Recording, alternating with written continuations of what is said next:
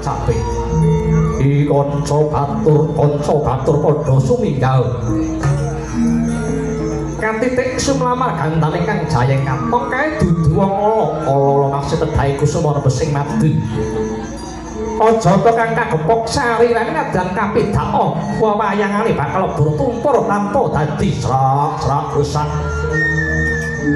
sakala pindha sinaput menawa kawungsun lan gentos ing sinarita dhateng kadhi wonten ing delanggung catur dalam catur prapatan ana garis samping rata nawa watak kantune yaksa mambuli sak jayeng katong